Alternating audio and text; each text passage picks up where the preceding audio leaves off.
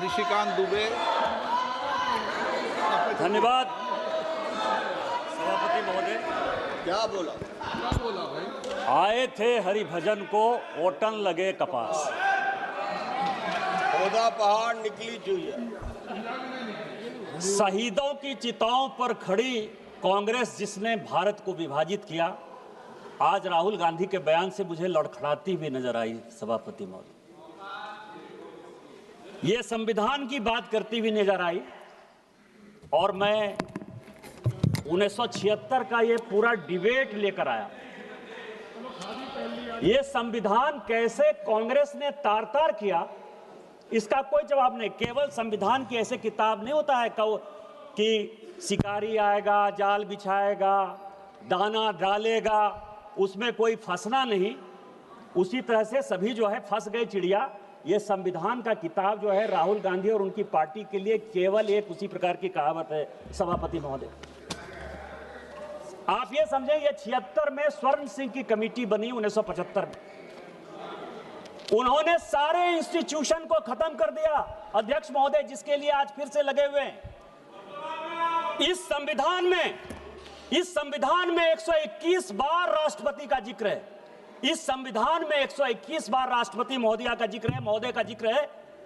आपको आश्चर्य होगा कि एक संशोधन के माध्यम से राष्ट्रपति के सारे अधिकार को कांग्रेस ने खत्म कर दिया। राष्ट्रपति रबर स्टैंप हो गया।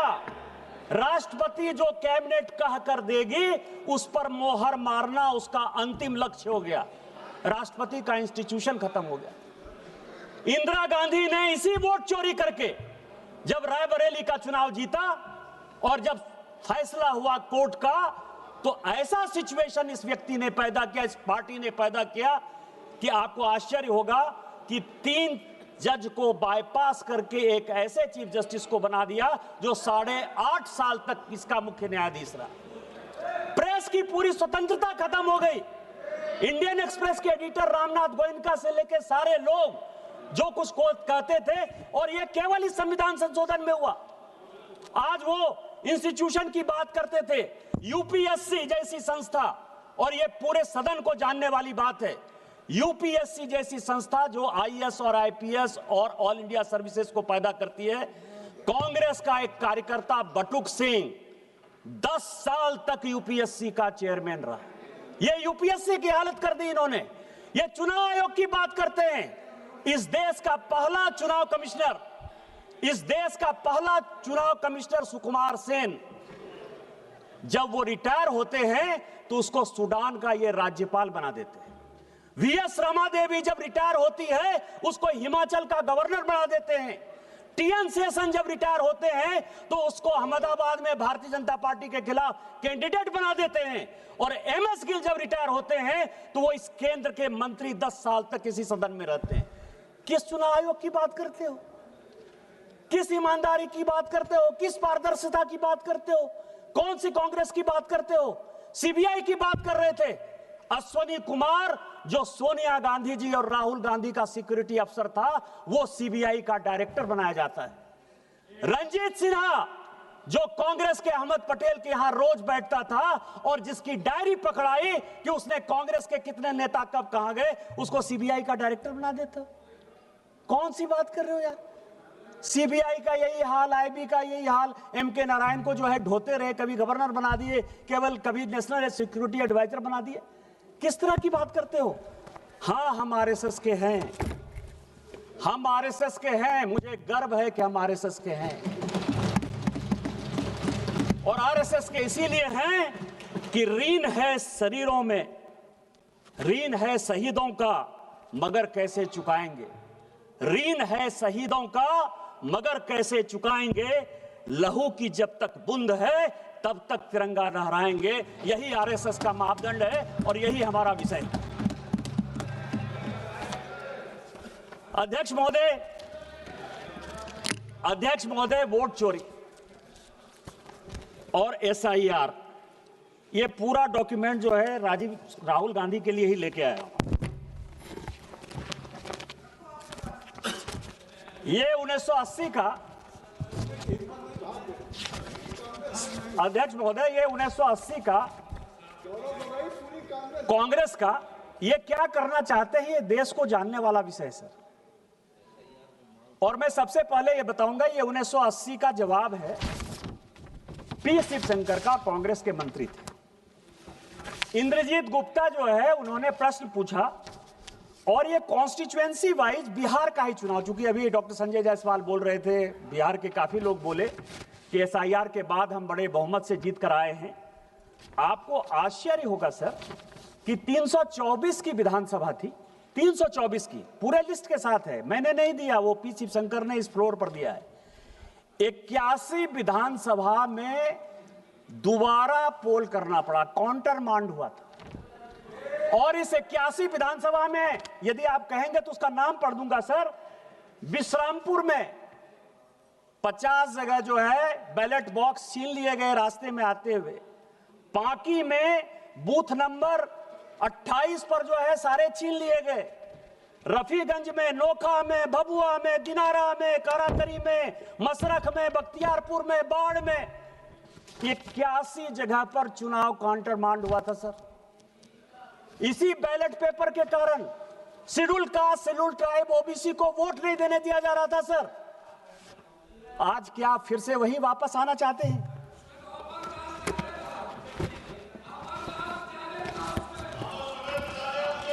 ये मैं आपको सभापति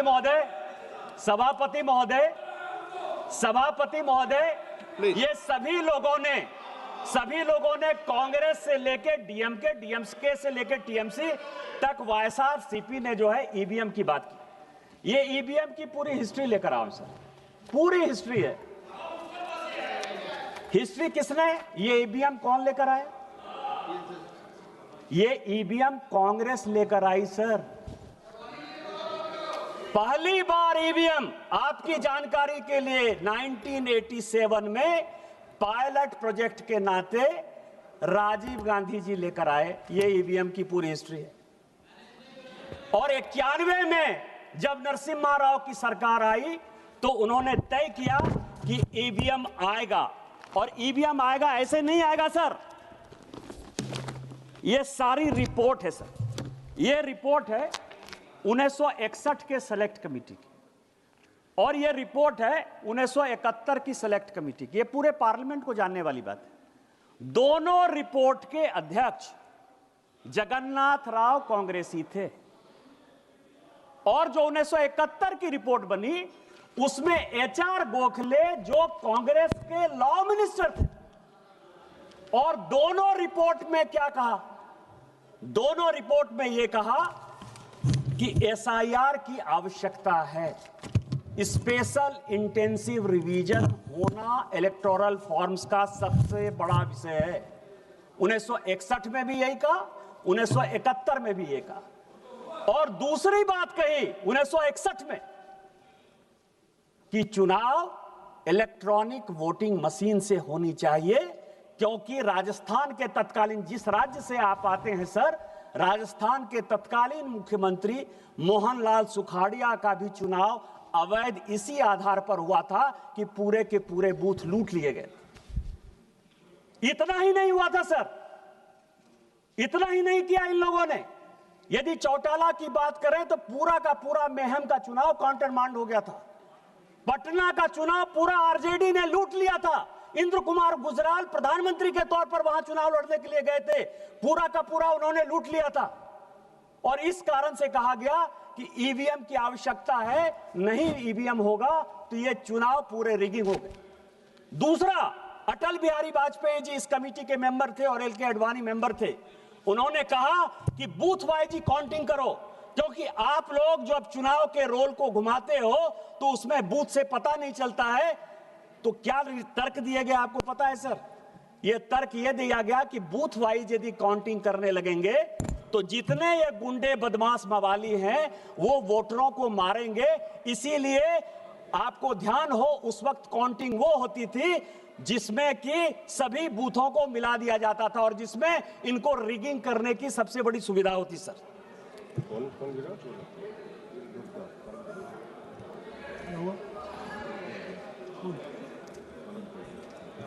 गिरे? ठीक है ना, पेट बुढ़िया। चलो बोलिए बोलिए।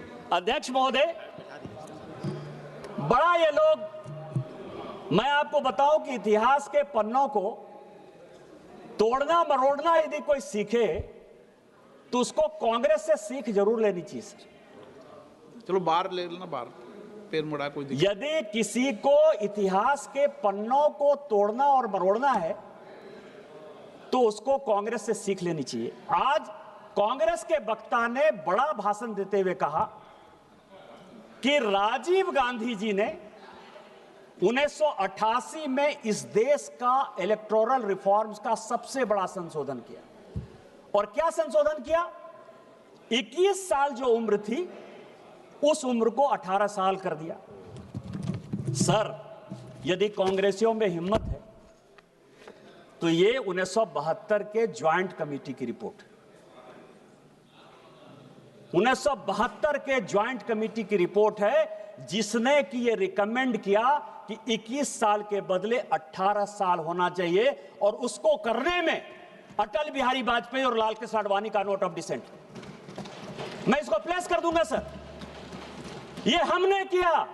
आपने 16 साल, चूंकि हमको मौका नहीं मिला शासन में आने का, और 2 साल जो हम मौके में थे 77 से लेकर 80 तक, इतनी लड़ाई हो गई कि हम इंप्लीमेंट नहीं कर पाए। आप उसको 16 साल बाद इंप्लीमेंट कर पाए। आज उसके लिए आप कहते हो कि हमने ले लिया, हमने ले लिया, हमने ले लिया, हमने काम कर लिया। आज एसआईआर की जो बात हो रही है और जो महाराष्ट्र और इसकी बात हो रही, सर आपको मैं बताऊं कि मैं बिहार का और महाराष्ट्र का रिजल्ट लेकर आया हूं सर। एसआईआर कहां हुआ, वोट कहां बढ़े, कहां घटे, और किस पार्टी को कौन सी सीटें मिली। बिहार का सर कॉन्स्टिट्यूएंसी का नाम है वाल्मीकि नगर, डॉक्टर संजय जायसवाल बैठे हुए हैं, उनके बगल की कॉन्स्टिट्यूएंसी है। वोट का डिलीशन हुआ 2311,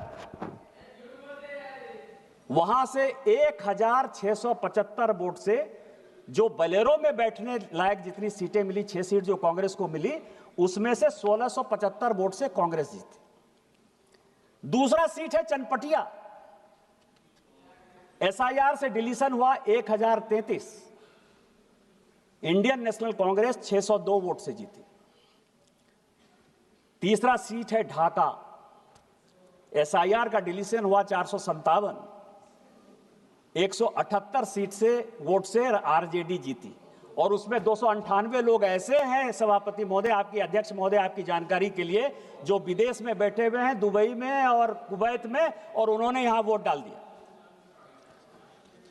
चौथी सीट है फारबिसगंज, एसआईआर का डिलीशन हुआ 1400, 221 वोट से कांग्रेस जीती।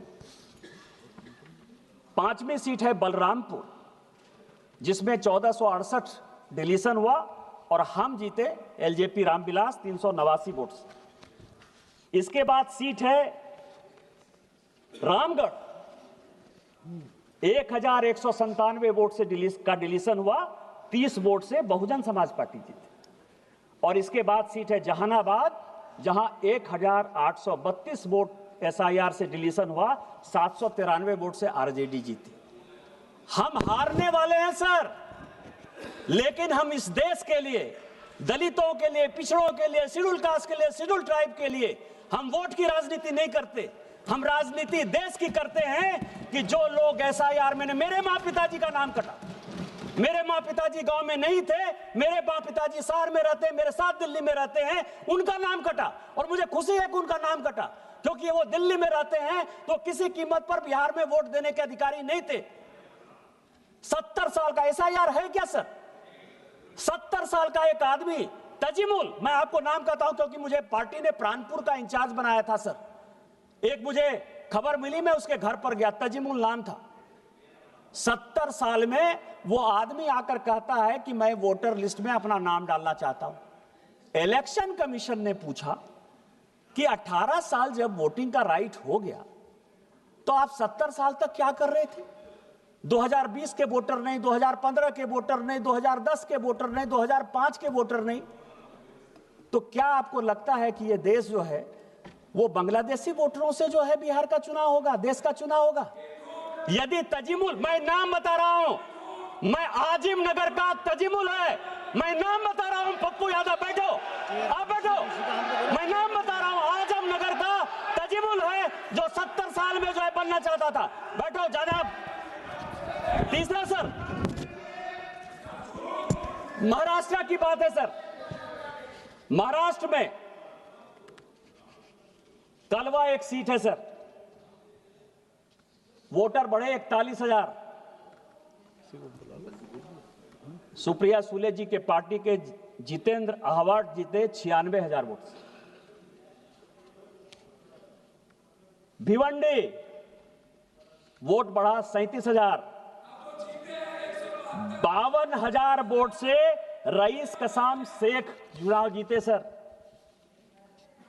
खेड अलांदी 23,000 वोट बढ़ा, 51,000 वोट से बाबाजी रामचंद्र काले जीते। मेरे पास पूरी लिस्ट है, मेरे पास 100 जगह की लिस्ट है। यदि कहेंगे तो मैं प्लेस कर दूंगा, से इतना समय में लेना नहीं चाहता, लेकिन मैं ये कह रहा हूं यदि वोट इंक्रीज हुआ तो फायदा महायुति को हुआ।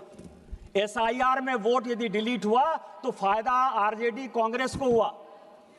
इसके बाद भी आपको जो है एसआईआर खराब लग रहा है। एसआईआर क्यों ये विरोध कर रहे हैं सर, उसके पीछे का रीजन मैं आपको बता देता हूं। जो कल माननीय प्रधानमंत्री जी ने कहा, ये किताब लेकर आया हूं sir, Indian national Congress and the Muslims.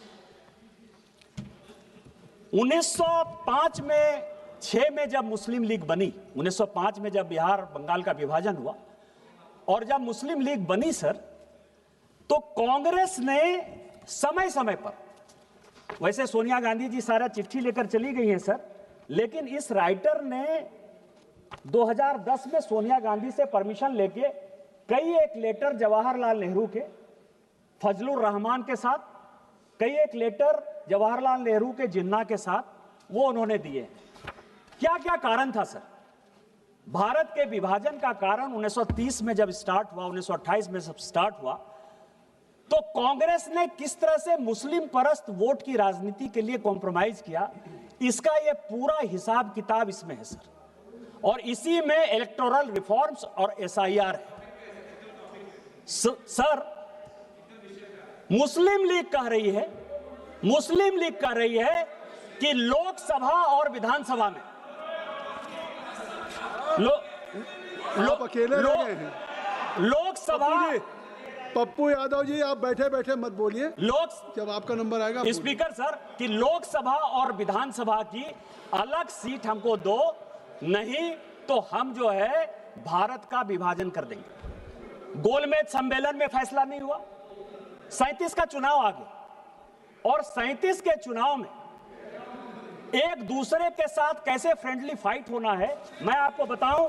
मैं किताब रख दूंगा सर कि जिन्ना ने यदि कांग्रेस के खिलाफ बयान दिया तो नेहरू जी उसको चिट्ठी लिखते हैं कि तुम जो है मेरे खिलाफ क्यों बयान दे रहे हो, और यदि नेहरू जी ने जिन्ना के खिलाफ बयान दे दिया तो नेहरू जी, तो Jinnah nothing will go on record except Nishikant Dubey ji what he saying, nothing will go on record. आप ये समझे सर कि इसी तरह का सिचुएशन जो 1906 से लेकर 1947 तक भारत के विभाजन की रूपरेखा जिस तरह से रखी गई, उसी तरह इलेक्शन कमीशन के खिलाफ जाकर, एसआईआर के खिलाफ जाकर पूरी की पूरी कांग्रेस पार्टी उसी तह पर जाना चाहती है। मैं ये है सर, आप एसआईआर के तह तक आइए। अभी बंगाल का चुनाव हो रहा है सर, और बंगाल के चुनाव में मैं कुछ चीजें जनता के जानकारी के लिए आपके माध्यम से, सदन के माध्यम से डालना चाहता हूं सर, कि 2011 में टोटल पॉपुलेशन बंगाल का 9 करोड़ 13 लाख पॉपुलेशन की वोटर टोटल पॉपुलेशन, और उसमें 6 करोड़ 44 लाख हिंदू हैं और लगभग 3 करोड़ मुस्लिम हैं और लगभग 6.5 लाख क्रिश्चियन। अब आप समझें कि कुछ ऐसे जिले हैं सर, वो जिले हैं दार्जिलिंग, बांकुड़ा, पुरुलिया, दिनाजपुर मालदा, मुर्शिदाबाद, बीरभूम, जिन लोगों ने 24 परगना, जिनकी आबादी 1951 से मैं तुलना करना चाहता हूं सर, और आज जो है 2011, क्योंकि अभी अंतिम जनगणना यही हुई है, और यह सबको जानने की आवश्यकता है। इसीलिए जानने की आवश्यकता है एसआईआर की क्यों आवश्यकता है कि मैं जिस संथाल परगना से हूं सर, मैं जिस संथाल परगना से एमपी हूं, 1951 में हम सभी schedule caste, schedule tribe, OBC सब की बात करते हैं। हम ऐसे दुर्भाग्यपूर्ण राज्य से आते हैं, झारखंड से, जहां की पूरे देश भर में डिलिमिटेशन हो गया। हमारे यहां झारखंड में आज भी डिलिमिटेशन नहीं हुआ, और अभी जो 2026-27 में डिलिमिटेशन होगा, मैं सोचता हूं कि शायद वहां भी डिलिमिटेशन नहीं होगा। उसका कारण यह है सर कि 1951 में हमारे यहां आदिवासियों का पॉपुलेशन 45% था। आज जब 2011 की जनगणना हुई तो आदिवासियों का पॉपुलेशन केवल और केवल 27-28% है, केवल 27-28%। और इसीलिए जब 2008 में डिलिमिटेशन होने लगा तो लोकसभा की 1 सीट और विधानसभा की 3 आदिवासी की सीट खत्म होने लगी। सभी पॉलिटिकल पार्टी ने यह फैसला किया कि आदिवासियों का सीट कम नहीं होना चाहिए, और इस कारण से हमारे यहां डिलिमिटेशन नहीं हुआ। आज जब जनगणना होगी सर, तो हमारे यहां मुश्किल से 20 से 22% आदिवासी होंगे। जिस मुसलमान की आबादी 9% थी, आज उस मुसलमान की आबादी 2011 में 24% है। पूरे देश भर में मुसलमान 4% बढ़े हैं, पूरे देश भर में मुसलमान 4% बढ़े हैं। हमारे यहां रोजगार का एक साधन नहीं है, लोग विस्थापन और पलायन के शिकार हैं। इसके बावजूद भी 15% मुसलमान कौन हैं? वो सभी बांग्लादेशी घुसपैठिए हैं, जिसके आधार पर कांग्रेस, जेएमएम, टीएमसी चुनाव जीतती है, और इसी कारण से वो एसआईआर का विरोध करती है। आप इसको देखिए सर,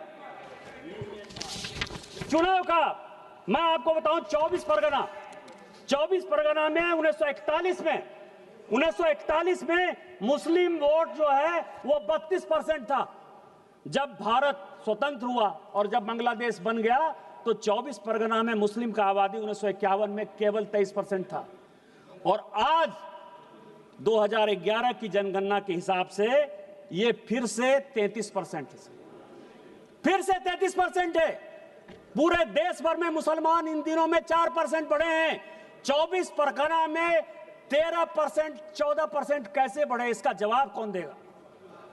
कोलकाता सर, कोलकाता में ये 2011 की बात कर रहे हैं हम, I am not talking about 2025। उस वक्त हमारा होम मिनिस्टर नहीं था, कांग्रेस का था। आपने उसको बचाया है, आपने, सीपीएम ने और कांग्रेस ने मिलकर मुसलमान को लाया है, इसीलिए एसआईआर का विरोध कर रहे हैं, इसीलिए ईवीएम का विरोध कर रहे हैं आप। कोलकाता 1941 में 24% था, जब भारत स्वतंत्र हुआ तो 12% रह गए सर, केवल 12%। यह आपको भी देखने की बात है काकोली जी, 5 साल के बाद आपका बच्चा नहीं जीत कर आएगा, मुसलमान जीत कर आएगा जो बांग्लादेशी होगा। एक मिनट निशिकांत जी, ये जो अपनी फिगर, हर मेंबर को अपनी फिगर देंगे, अगर कोई चुनौती देता है तो उसके लिए मैं कहूंगा ये अपना कॉन्फिगरेट कर देंगे, तो ऐसा नहीं है। आप बैठिए, आपको आर्टिकुलेट कर देंगे, आर्टिकुलेट कर देंगे। 12% था सर, आज 2011 की जनगणना के हिसाब से, 2011 की जनगणना के हिसाब से स्पीकर सर वो 22% है।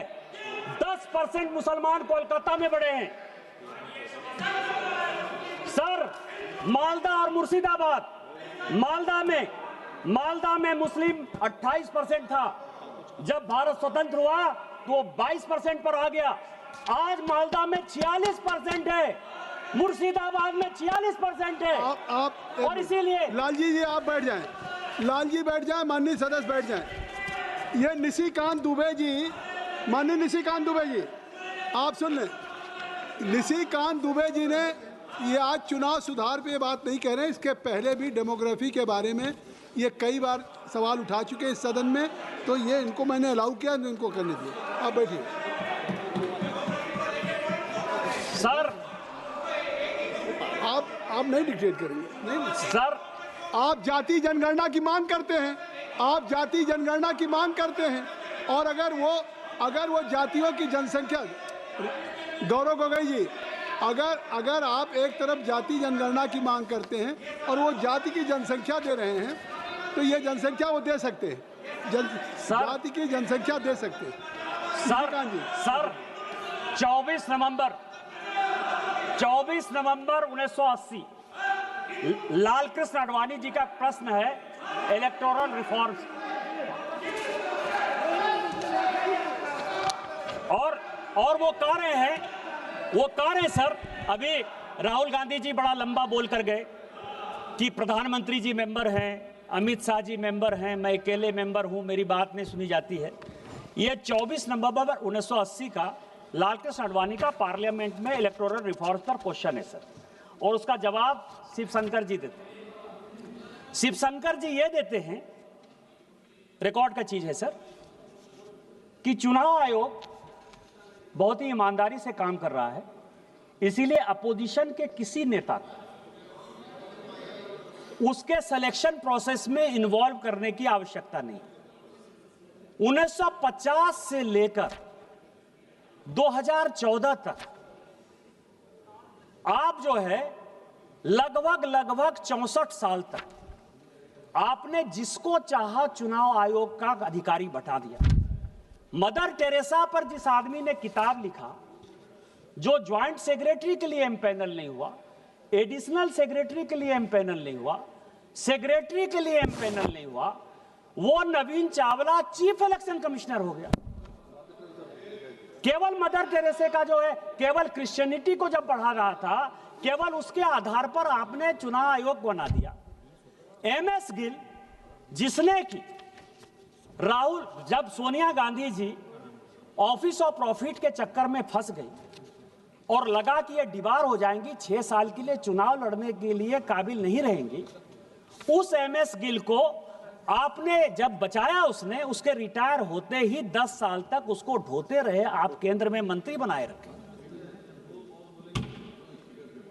आज आप जो है 100 चूहे खा के बिल्ली चले हज को। हमने तो कम से कम एक कमेटी बना दी कि कम से कम आपको चुनाव आयोग के घोषणा के पहले, यदि आपको लगता है कि बात नहीं सुनी जाती है, तो चुनाव आयोग के घोषणा के पहले आपको लिस्ट भेज देते हैं, आप उस कमेटी के सदस्य होते हो, कम से कम नोट ऑफ डिसेंट आप लिख देते हो। हम लोगों के नेता को सर, चाहे वो अटल जी हो, चाहे आडवाणी जी हो, चाहे मोदी जी हो, चाहे अमित शाह जी हो, चाहे सुषमा जी हो, जब वो लीडर ऑफ द पार्टी थी, मुख्यमंत्री थी, तो उसको तो अखबार से ही पता चलता था ना सर। 1980 में आपने कहा कि introduction of electronic gadget for the purpose of exercise of votes हम इंप्लीमेंट करने वाले हैं। 1980 से आप जिन चीजों को पूरे देश को घुट्टी पिलाते रहे, हमारे जैसे लोगों को मूर्ख बनाते रहे, बैलेट से जो है आप लूट कर जो है हमारे वोटर को तंग करके यहां आते रहे और कहते रहे बार बार कि हम इलेक्ट्रॉनिक गैजेट से चुनाव लड़ेंगे, आज उसी ईवीएम के खिलाफ आप मुझे बताने की कोशिश कर रहे हो। इसके अलावा जो स्थिति है सर, ये तारकुंडे कमेटी आपने बनाई, आपने कहा कि इलेक्टोरल बॉन्ड, ये तारकुंडे कमेटी और ये गोस्वामी कमेटी की 2 रिपोर्ट लेकर आया, कहा कि स्टेट की फंडिंग यदि नहीं हो पा रही है तो एक ऐसा कॉर्पस बनाना चाहिए लाइक इलेक्टोरल बॉन्ड, जिसके आधार पर चुनाव की ट्रांसपेरेंसी हो।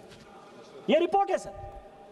और दिनेश गोस्वामी साहब, आपको पता है कि केंद्र में मंत्री थे, जिस रिपोर्ट का जिक्र किया मैंने सर, पहली बार ऐसा हुआ ज्वाइंट पार्लियामेंट्री कमेटी में कि एक मेंबर ऑफ पार्लियामेंट के अंडर में कानून मंत्री HR गोखले उस ज्वाइंट कमेटी का मेंबर था सर।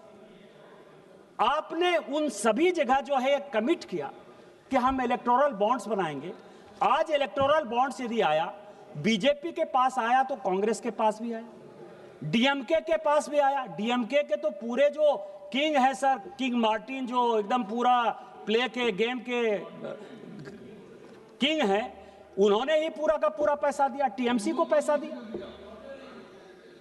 आप जो है इन सारे चीजों के बाद आप मुझे जो है उंगली दिखाने की कोशिश कर रहे हो।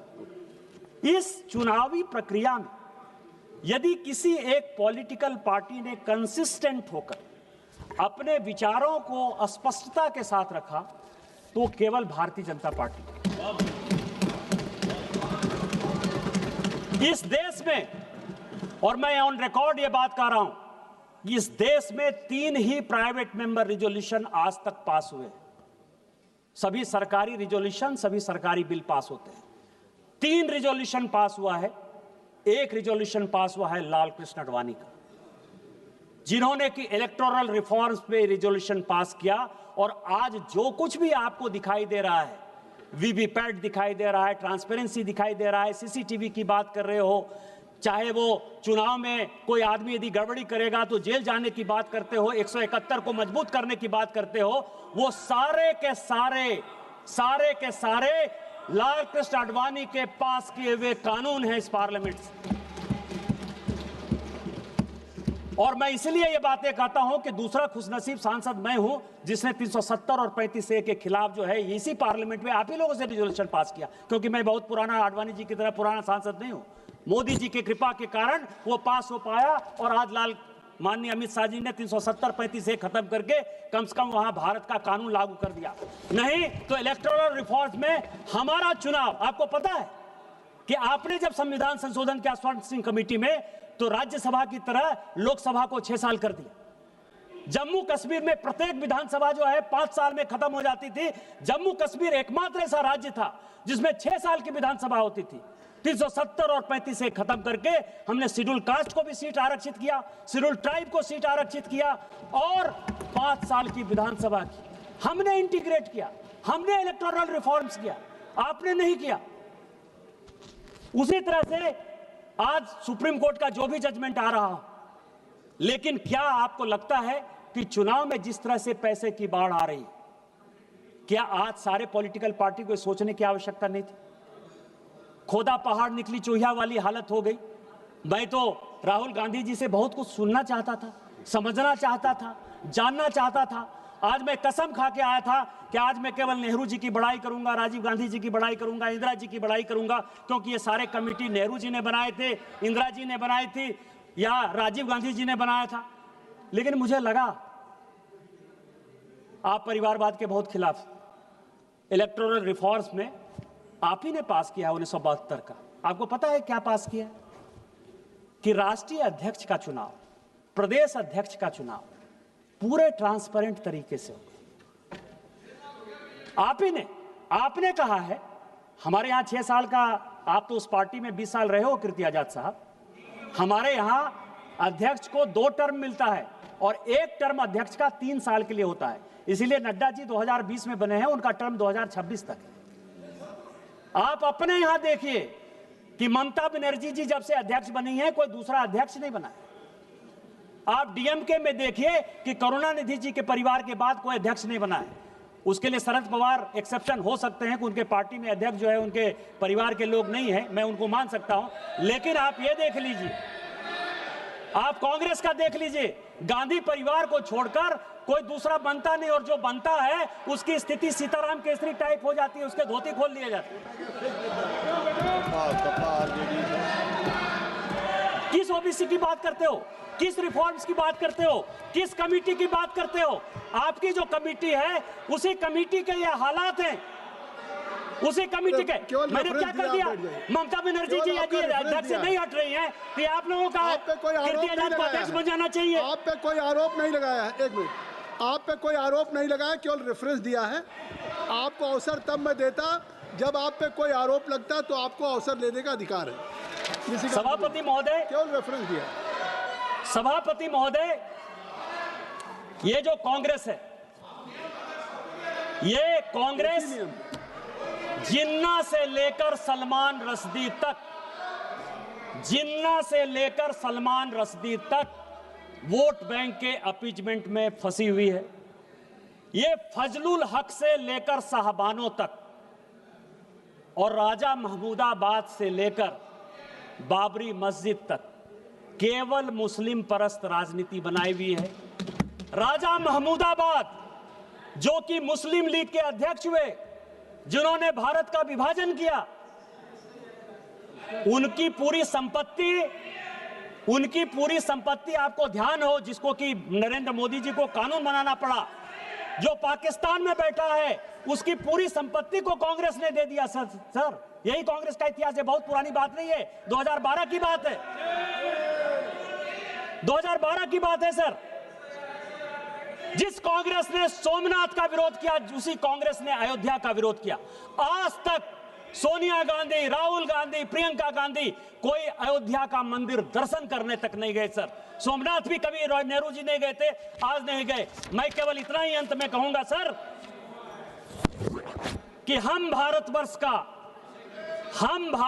का हृदय से अमिट सम्मान करते हैं, यहां के चांदनी मिट्टी का गुणगान करते हैं।